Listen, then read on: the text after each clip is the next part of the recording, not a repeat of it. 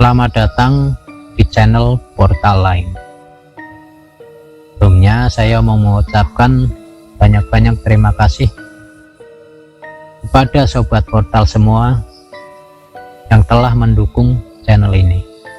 Bagi yang belum subscribe, silahkan di subscribe channel ini agar kalian tidak ketinggalan cerita-cerita dan kisah-kisah horor di channel ini. Like, share, komentar dari sobat portal semua sangat membantu kami dalam membangun channel ini. Baik, cerita kita mulai.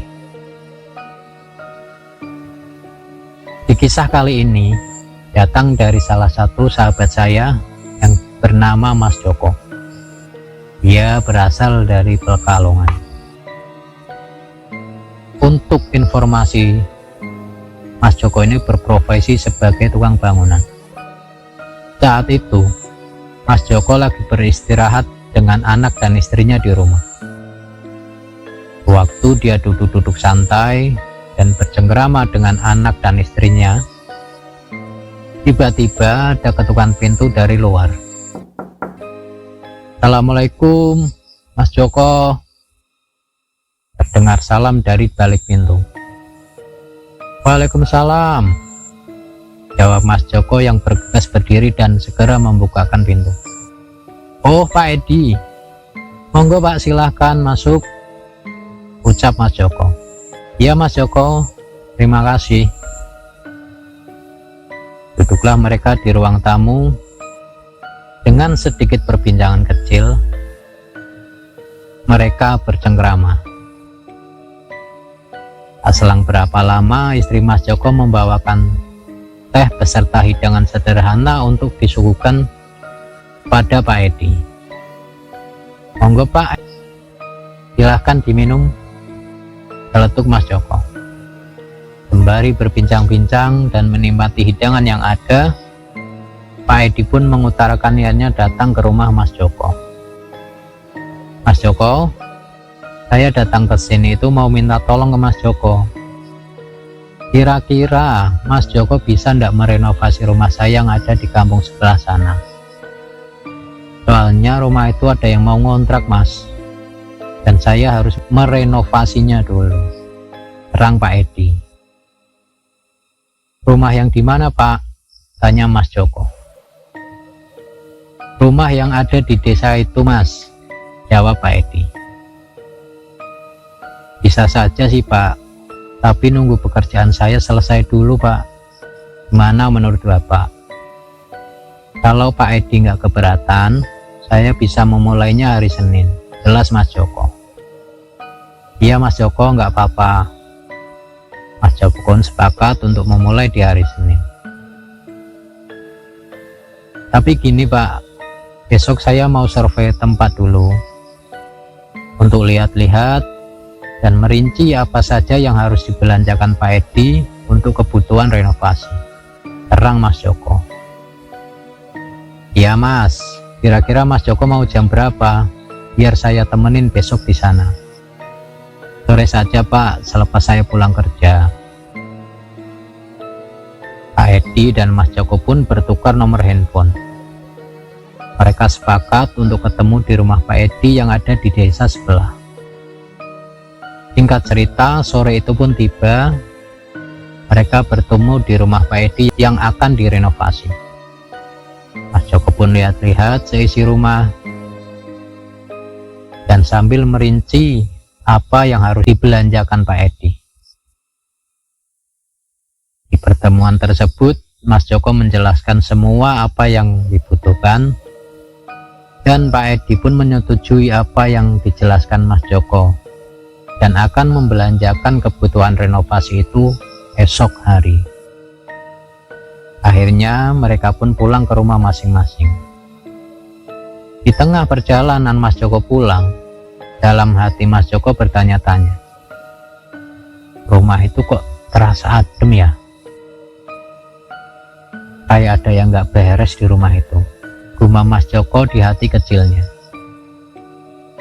Mas Joko mencoba mengesampingkan pikiran-pikiran negatifnya itu. Sampailah Mas Joko di rumah. Seperti biasa, dia beristirahat dan bercanda dengan anak istrinya.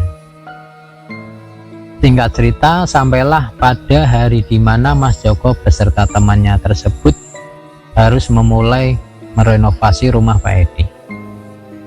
Pagi itu Mas Joko memulai pekerjaannya bersama Mas Ari. Mas Ari ini adalah orang yang biasa dibawa untuk menemani kerja. Ari, hari ini kita fokuskan untuk bongkar-bongkar dulu ya, suruh Mas Joko ke Ari. Baik Mas, jawab Ari singkat. Mereka memulai membongkar beberapa sudut di rumah tersebut. Di pagi itu dijalani Mas Joko dan Ari dengan enak. Tak ada tanda-tanda keanehan di rumah tersebut. Sampailah mereka di waktu zuhur, di mana mereka sedang istirahat. Tiba-tiba mereka mendengar percikan air dari kamar mandi. Seperti ada orang yang sedang beraktivitas di kamar mandi. Siapa itu Mas? Kamar mandi. Banyak kita cuma berdua di rumah ini, tanya Ari ke Mas Joko. Mungkin itu rumah yang ada di belakang rumah ini, Ari, jawab Mas Joko. Cuma perasaan Mas Joko sedikit bertanya, kayaknya rumah di belakang ada jarak beberapa meter. Rumah Mas Joko dalam hatinya. Mereka berdua tak terlalu menghiraukan kejadian tersebut. Setelah mereka melakukan makan siang, mereka pun akhirnya beraktivitas kembali. Sampailah mereka bongkar-bongkar di area bagian dapur, dan itu berdampingan dengan kamar mandi. Mereka merasa sedikit merinding dengan keadaan ruangan tersebut. Yang mereka rasa, ruangan tersebut terasa dingin, dan itu membuat mereka agak merinding. Mas Joko, kok di sini rasanya dingin ya? Ucap Ari. Gak apa-apa Ari, mungkin ini karena kita dekat kamar mandi, jadi ada dingin-dinginnya gitu, jawab Mas Joko dengan harapan bisa sedikit menenangkan Ari. Tapi di sisi lain, Mas Joko juga merasa seperti ada yang mengawasi. Dengan rasa yang sedikit merinding, mereka pun membongkar beberapa sudut yang sudah agak rapuh. Di saat Mas Joko membongkar dinding, tak sengaja Mas Joko menemukan sebuah benda. Benda tersebut seperti ujung tombak, yang mana benda tersebut tertanam di dalam dinding. Tanpa memberitahu Ari, Mas Joko segera mengantongi benda tersebut. Tak selang berapa lama, jam istirahat pun tiba. Mereka berdua akhirnya membereskan tempat tersebut agar tidak terlalu kotor. Setelah bersih-bersih, Mas Joko dan Ari kembali ke rumah masing-masing. Dikarenakan Mas Joko dan Ari itu beda kampung, mereka membawa motor sendiri-sendiri. Di saat mereka akan pulang, tiba-tiba Pak Edi datang dan menghampiri Mas Joko. Dan terjadilah perbincangan kecil antara Mas Joko dan Pak Edi. Tak sadar waktu itu pun udah cukup sore dan Mas Joko akhirnya pulang. Sampai di rumah, Mas Joko bergegas mandi. Tak lupa Mas Joko juga menyimpan benda apa yang ditemukannya tadi. Malam pun tiba. Disinilah Mas Joko merasa ada yang aneh di rumahnya. Mas Joko merasa pengap dan panas, namun rasa itu tak dirasakan sama anak dan istrinya. Tak beberapa lama, anak dan istri Mas Joko tertidur. Mas Joko mencoba keluar rumah. Betapa kagetnya Mas Joko ketika dia membukakan pintu. Depan pintu sudah berdiri sosok pocong yang sangat mengerikan, dan itu membuat Mas Joko tak bisa bergerak dan tak bisa berucap apapun. Di tengah ketakutannya melihat sosok pocong tersebut, seolah-olah terdengar kata, "Kembalikan." Mas Joko hanya bisa diam melihat sosok tersebut. Untuk mengucapkan satu kata pun Mas Joko tak sanggup. Setelah beberapa menit hal itu terjadi, Mas Joko disamperin sama tetangganya. "Joko, ngapain kamu berdiri di depan pintu?" tanya Pak Umar. Pertanyaan itu membangunkan Mas Joko dari ketakutannya. "Pak, barusan saya lihat pocong," jawab Mas Joko ketakutan. "Hahaha, Joko, kamu ini ngelindur ya? Masih jam segini kok udah ngelantur ngomongan kamu. Mendingan kamu masuk lagi sana," terang Pak Umar sembari meninggalkan Mas Joko yang masih merasa ketakutan. Mas Joko pun bergegas menutup pintu dan langsung masuk ke kamar. Di saat Mas Joko mencoba untuk memejamkan mata, tiba-tiba Mas Joko kembali mendengar sesuatu dari luar rumah. "Kembalikan!" Suara tersebut membuat Mas Joko semakin ketakutan. Mas Joko ingin sekali membangunkan istrinya. Namun, dia merasa kasihan jika harus membangunkan istrinya. Mas Joko mencoba membaca doa-doa yang dia bisa dengan harapan bisa mengusir suara tersebut. Dengan membaca doa-doa itu, Mas Joko sedikit merasa lebih tenang, dan itu membuat Mas Joko tertidur. Esok pun tiba. Mas Joko menceritakan hal tersebut ke istrinya di saat Mas Joko sedang sarapan pagi. Uniknya, istri Mas Joko malah tertawa terbahak-bahak, seakan tak percaya dengan kejadian tersebut. Mas Joko pun tak ambil pusing dengan tanggapan istrinya tersebut. Mas Joko juga berharap kalau kejadian semalam itu halusinasinya saja. Seusai sarapan, Mas Joko segera bergegas berangkat menuju ke tempat kerja. Sampai di tempat kerja, bertemulah Mas Joko dengan Ari. Sedikit bisik-bisik, Mas Joko menceritakan kejadian semalam dengan Ari. Tanggapan Ari pun tak jauh beda dengan istri Mas Joko. Tak mau ambil pusing dengan tanggapan Ari, Mas Joko pun bergegas memulai pekerjaan dengan Ari. Hari ini mereka mulai merapikan beberapa sudut yang mereka bongkar kemarin. Pagi itu dilalui dengan sedikit canda tawa. Di tengah candaan mereka, Pak Edi mendatangi mereka. Hanya sebentar mereka berbincang-bincang dengan Pak Edi, dikarenakan segala kebutuhan yang diperlukan semuanya sudah lengkap. Mas Joko dan Ari pun kembali melanjutkan tugasnya. Singkat cerita, sampailah mereka di jam makan siang. Mereka pun istirahat, dan Mas Joko menyuruh Ari untuk membeli makan siang. Berangkatlah Ari membeli makan siang. Tiba-tiba, dapur terdengar bunyi sesuatu, seperti sapu yang terlempar. Mas Joko terperanjat dari lamunannya. Tak jeda berapa lama, giliran suara gemericik air di kamar mandi. Bergegas Mas Joko berdiri dan langsung keluar rumah. Dalam hatinya sedikit bergumam, ini sudah 2 kali ada suara gemericik air di kamar mandi. Mas Joko jadi merasa merinding dengan situasi tersebut. Tak lama Ari pun datang. "Ayo Mas, kita makan," ajak Ari sembari masuk ke rumah tersebut. "Mas, kenapa kamu berdiri di luar?" tanya Ari sedikit keheranan.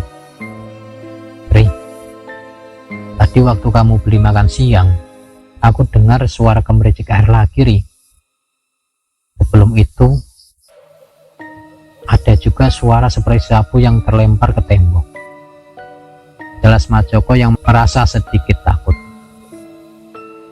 "Aneh ya, Ri, padahal ini siang hari loh," sambung Mas Joko.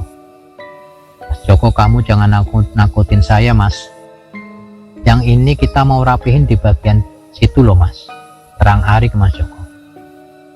"Udah, nggak apa-apa, nanti kita bareng saja di bagian belakang. Bisa lebih cepat juga kan," imbuh Mas Joko. Akhirnya jam istirahat pun selesai. Mereka kembali melanjutkan pekerjaannya. Mereka masuk ke bagian dapur dan memulai mengerjakannya. Walaupun di siang hari ternyata tak membuat rasa merinding mereka hilang. Dengan diselimuti sedikit rasa ketakutan, mereka tetap melakukan tugas mereka. Tak terasa sore itu pun tiba. Dengan perasaan sedikit lega, Mas Joko dan Ari pun pulang.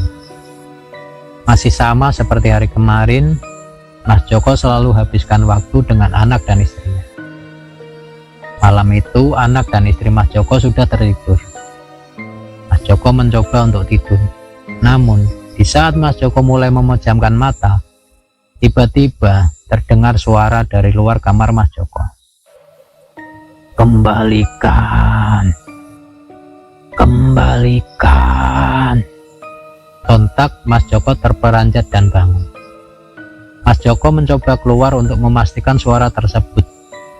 Betapa kagetnya Mas Joko melihat sosok pocong berada di sudut rumah Mas Joko. Sedikit berlari, Mas Joko kembali masuk ke rumah. Dalam ketakutannya, Mas Joko mencoba menenangkan diri dan duduk di kursi ruang tamu. Alangkah kagetnya Mas Joko lihat sosok pocong berada di samping Mas Joko. Pocong! Dan suara Mas Joko membuat anak dan istrinya terbangun. Istri Mas Joko bergegas keluar dari kamar dan mendapati Mas Joko sudah tak sadarkan diri di lantai ruang tamu. Istri Mas Joko langsung mencoba membangunkan Mas Joko. Mas, kamu kenapa Mas? Aryo, ini Bapak kenapa? Ucap istri Mas Joko ke anaknya.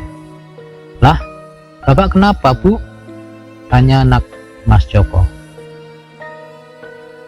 Aryo, coba kamu panggil Pak Hilman, suruh istri Mas Joko ke anaknya. Tak beberapa lama, Pak Hilman pun datang. Apa ini Mbak? Joko kenapa Mbak? Tanya Pak Hilman penasaran. Saya juga nggak tahu Pak, jawab istri Mas Joko. Dengan sedikit susah payah, diangkatlah Mas Joko untuk dibaringkan di kamar. Mereka terus mencoba membangunkan Mas Joko. Tak lama, akhirnya Mas Joko pun sadar dari pingsannya. Mas Joko masih merasa kebingungan, dan raut wajah Mas Joko pun terlihat ketakutan. Di tengah rasa itu, Mas Joko kembali mendengar. Kembalikan, kembalikan. Suara tersebut kembali terdengar oleh Mas Joko.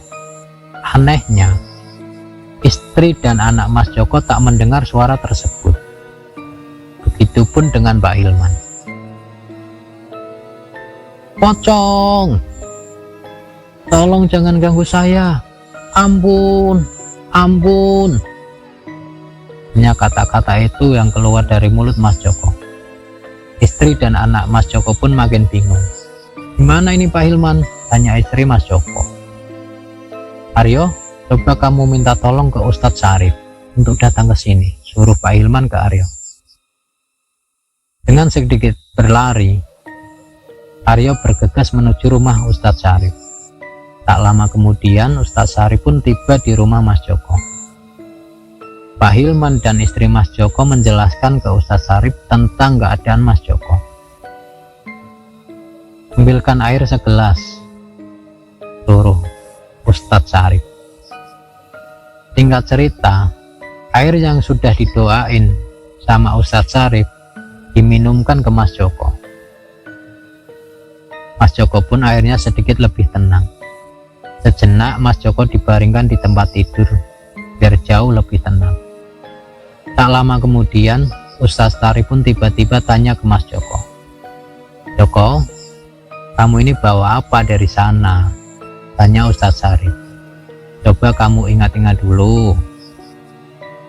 Saya tak membawa apapun Pak Ustadz. Ingat lagi Joko, sambung Ustadz Syarif. Mas Joko pun akhirnya teringat kalau dia sempat menemukan benda mirip ujung tombak. Dan dia menyimpannya di saku jaket yang dia gantung di kamar. Oh iya Pak Ustadz, saya menemukan sesuatu di rumah yang sedang saya kerjakan. Apa saya boleh lihat, Joko? Tanya Ustadz Arif. Boleh Pak Ustadz. Mas Joko menyuruh istrinya untuk mengambilkan benda tersebut di jaketnya. Dan diserahkanlah benda tersebut ke Ustadz Arif. Ini loh yang mengganggumu. Baiknya benda ini dikembalikan ke tempatnya, Joko. Terang Ustadz Arif. Gimana Pak Ustadz cara kembaliinnya? Tanya Mas Joko. Udah, biar saya yang akan kembalikan nanti. Kamu mendingan istirahat saja. Terang Ustadz Arif ke Mas Joko. Benda itu pun akhirnya dibawa Ustadz Arif untuk dikembalikan ke tempatnya. Akhirnya Pak Hilman dan Ustadz Arif pun pulang. Dengan perasaan yang lebih tenang, Mas Joko pun bisa tidur malam itu. Dan tidak terjadi gangguan dan keanehan lagi. Keesokan paginya, Mas Joko mengalami demam dan tak bisa berangkat kerja. Mas Joko pun kasih kabar ke Ari kalau hari ini Mas Joko tidak bisa berangkat kerja. Dan Ari pun mengikuti Mas Joko. Mas Joko juga menelpon Pak Edi untuk meminta maaf. Setelah menjelaskan beberapa hal ke Pak Edi, Mas Joko memutuskan untuk tidak melanjutkan pekerjaannya tersebut. Dan Pak Edi pun mengerti dengan keadaan itu. Selesai. Itulah Sobat Portal, cerita dari Mas Joko. Silahkan beri tanggapan Sobat Portal semua di kolom komentar. Dan untuk sobat semua, bagi yang belum subscribe, silahkan subscribe channel ini. Like, share, komentar dari sobat semua bisa membantu channel ini biar cepat berkembang. Tak lupa saran dan kritik sobat semua kami tunggu. Sampai jumpa sobat semua di kisah-kisah horor yang lainnya. Terima kasih.